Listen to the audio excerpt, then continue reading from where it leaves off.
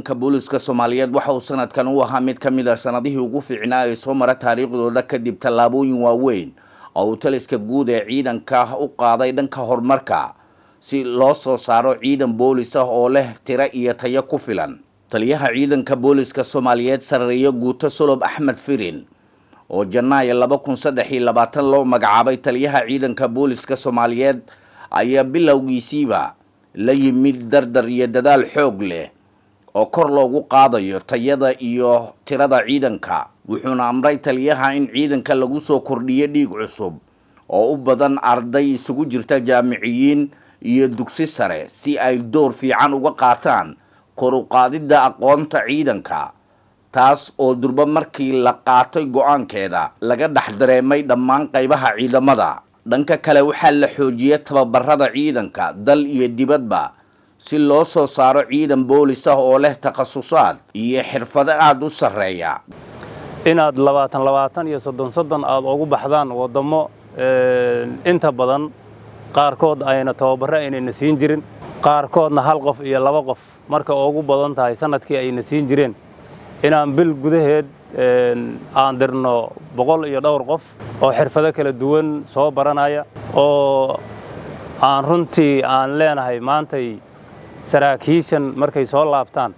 kuwa maqan 100 iyo dhowrka ayaguna ahaa sanadkii hore aan dirnay ayaguna imaan doona bilahan soo socda hadii alla idmo qaarkood inaan isbedel weyn ka arki doono ciidanka booliska hadii alla idmo. Waxaana taliyaha ciidanka safarro ku tagay dalal kala duwan oo uu heshiisyo kula soo galay kor u qaadida xirfadda ciidanka si loo helo boolis dhan walba ka dhameystiran. Dhanka kale waxaa si joogto ah tababaro uga socda akademiyadda ciidanka booliska Soomaaliyeed ee General Kahiye ee magaalada Muqdisho.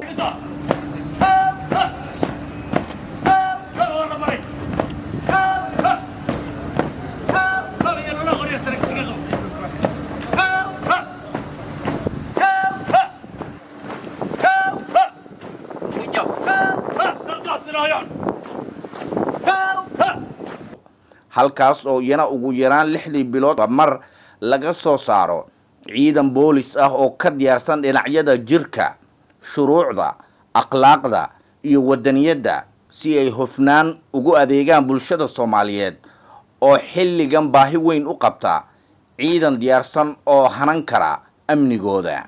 Taliyaha ciidanka booliska Soomaaliyeed Sareeyo Guuto Solob Axmed Firin oo ka duulaya kor u qaadida doorka gabdhaha ciidanka booliska ayaa dhanka kale amray in la ballaariyo kaalinta gabdhaha iyo in kor loo qaado xirfadahooda ciidannimo, waxaana tababaro sare loo diray gabdho badan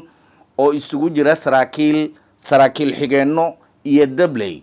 kuwaas oo hadda qaarkood laga dhex arki karo qaybaha ciidamada iyo hoggaanadooda oo ay markii hore aad ugu yaraayeen. maantay ciidanka booliska waxaa qayb ka ah gabdho ku dhow ilaa 1500 oo gabdhood, waxaa ku jirta 150 sargaal oo gabdha.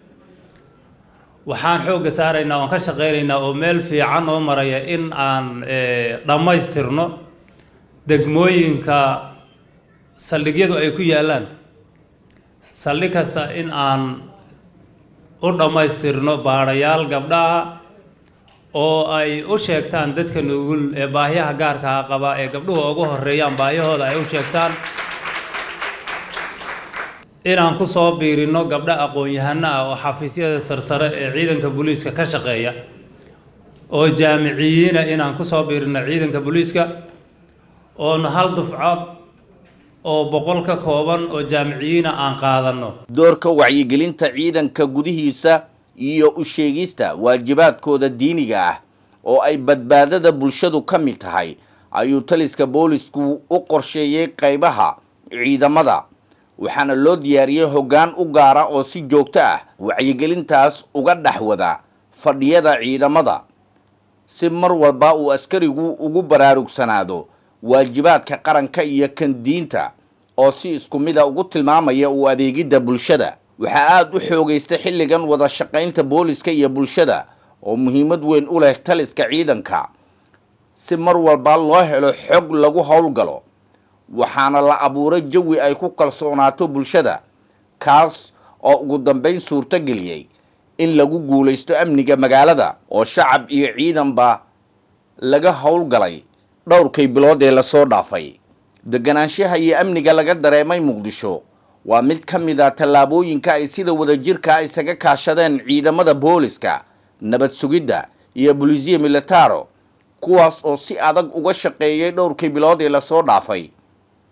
amniga magaalada Muqdisho oo xilligan la mahdiyay wixii laga qabtay. waxaa la kordhiyay fadhiyada ciidamada ee ku yaala gudaha magaalada iyo banaanka magaalada, kuwaas oo ay si joogto ah uga howlgalaan ciidamada qaranka. waxaase si gaar ah ciidanka u sii dheer iyo tababaran oo uu boolisku leeyahay oo ku sugan meelaha laga soo galo magaalada si ay u baaraan gaadiid walba oo soo galaya Muqdisho. taliyaha ciidanka booliska Soomaaliyeed Sareeyo Guuto Sulub Axmed Firin ayaa amray ciidamada in gacan lagu wajaho cadawga iyo kuwa amni darrada ka shaqeynaya, gacanta kalena dib loogu soo celiyo xarumihii booliska oo si iskaa ah ay xilligan qaarkood u bilaabeen boolisku in dib u dhis iyo dayactir lagu sameeyo maadaama ay ballaaratay shaqada ciidanka.